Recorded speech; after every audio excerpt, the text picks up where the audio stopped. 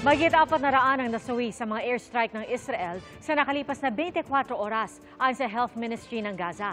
Nakakapasok na ang humanitarian aid, pero kulang na kulang pa rin daw yan ayon sa United Nations. Mula sa Cairo, Egypt, saksila si Rafi Tima. Rafi?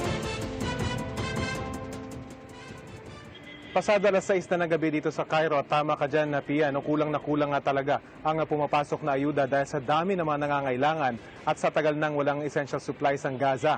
Pinaplansya na raw kung paano mapapabilis ang inspeksyon ng Israeli military para sa mga pumapasok na truck sa Gaza para mapabilis ang pasok ng kinakailangang ayuda. Sa nakaraang 24 oras, mahigit 300 target ang pinatamaan ng airstrikes ng Israel sa Gaza, ayon sa Israel Defense Force.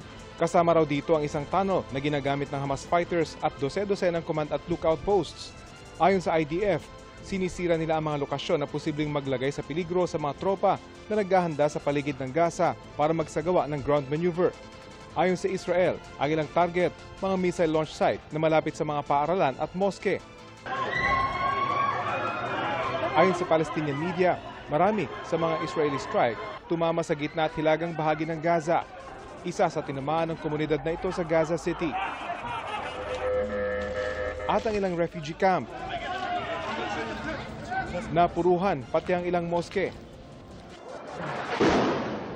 Ayon sa Gaza Health Ministry, mahigit 5,000 na ang patay at mahigit 15,000 ang sugatan sa pambobomba ng Israel doon mula nito October 7. Bilang ganti sa pag-atake ng Hamas sa Israel kung saan nasa 1,400 ang namatay. Ang usok mula sa mga pagsabog kita mula sa Rafah border crossing sa pagitan ng Gaza at Egypt. Muli nakaranas ng pambobomba roon. Mula nitong Sabado kung kailan binuksan ang crossing para makapasok ang humanitarian aid, 3 convoy ng mga truck ang pumasok sa Gaza. Noong Sabado at Linggo, mahigit 30 truck ang nakadaan. Pero ayon sa United Nations, 100 truck ang kailangan kada araw para sa pangunahing pangangailangan ng mga taga-Gaza. Ang patuloy na kakulangan sa supplies, ramdam ng kababayan natin sa Gaza na si Diana, di niya tunay na pangalan. Mahaba ang pila sa mga bakery. Hindi na raw maiwasan ang away sa gitna ng nagkakaubusang sangkap sa paggawa ng tinapay. Wala pang katiyakan kung kailan papayagang makalabas sa mga naiipit na dayuhan sa Gaza, kabilang ang mahigit 100 Pilipino.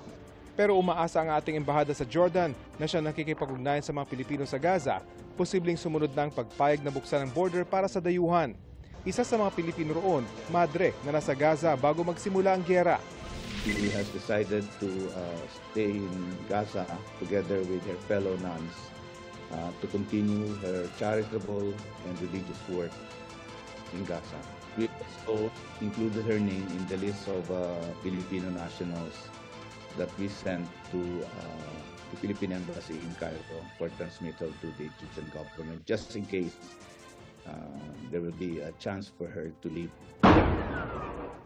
Maayos naman na ang lagay ng Pilipinang napaulat na sugatan matapos masabugan ng kusina ng tinutuluyan niyang bahay.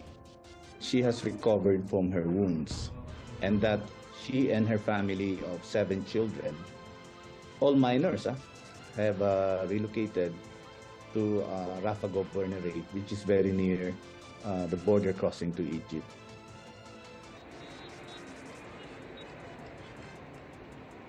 Pinangangambahan ngayon ng mga tauhan ng embahada sa Jordan na kapag tumagal ang sarado ang Rafah border para sa mga dayuhang gustong lumikas, kabilang na yung ating mga kababayan, ay lalong malalagay sa alanganin ang mga Pilipino sa loob ng Gaza. Sa 156 na Pinoy na nasa Gaza, 53 ang nagdadalawang isip umalis dahil maiiwan yung kanilang mga asawa. Pero ang iba, magbabakasakala pa rin umanong magtungo sa border kapag binuksan na ito at pinayuhan na lamang silang dalhin yung kanilang mga marriage certificate para patunayang buong pamilya sila na nais lumikas mula sa Gaza.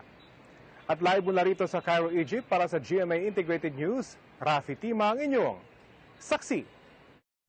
Mga kapuso, sama-sama tayong maging saksi. Mag-subscribe sa GMA Integrated News sa YouTube. Para sa mga kapuso abroad, samahan niyo kami sa GMA Pinoy TV at sa www.gmanews.tv.